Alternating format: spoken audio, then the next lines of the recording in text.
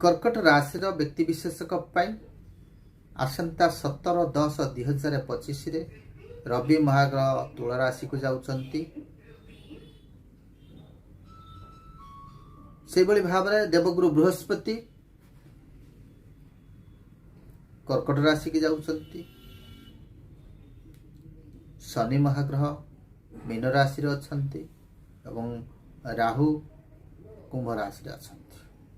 कर्कट राशि व्यक्ति विशेषक जन्म बृहस्पति द्वादश रे थिला, एबे जन्म बृहस्पति। जन्म राशि सुराचार्य रामंग राजा बनंगत। मर्यादा पुरुष भगवान रामचंद्र राजा हवा कथा। जन्म बृहस्पति पड़िबारु हठात तांको वन को गमन करने पड़ा। समाजर कल्याण पाई, जगतर कल्याण पाई। तेणु जदि आपण असुविधा मध्य दे गति करिवे, तथापि परवर्ती समय आपणकर चलापथ कुसुमित हब, आपणकर भविष्य उज्जवल हब। सामयिक पई दुख अनुभव कले मध्य परवर्ती समय जेमिति रावण को निधन करी भगवान मर्यादा पुरुष रामचंद्र समाज अन्याय अत्याचार को हटई देथिले। 14 वर्ष से वन को गमन करिया पड़थिला।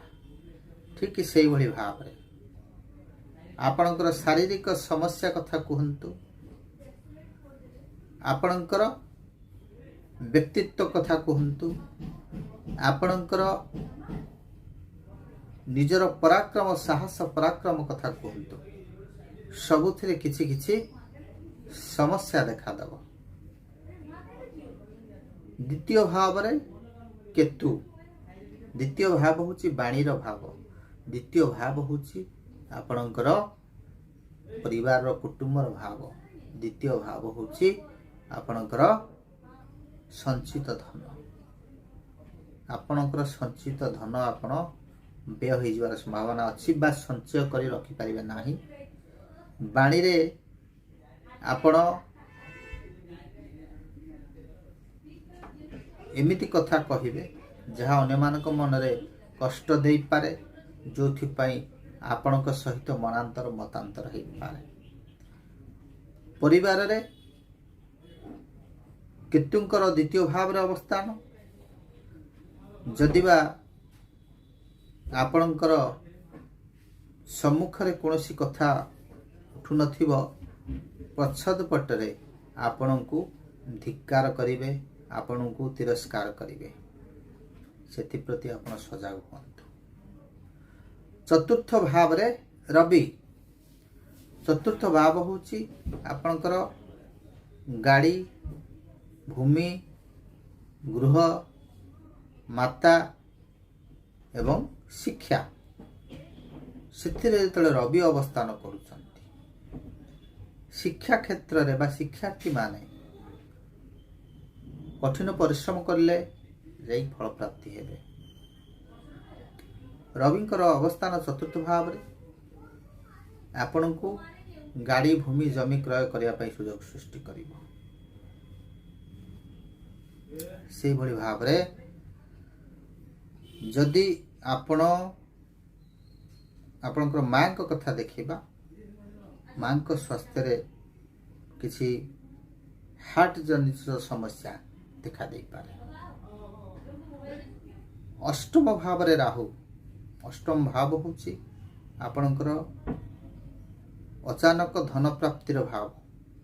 अष्टम भाव होची लॉटरी बा शेयर बाजार बा आपणकर म्यूचुअल फंड इसबुर भाव।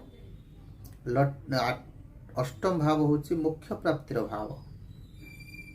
अष्टम भाव होची शारीरिक पीड़ार भाव, दुर्घटनार भाव।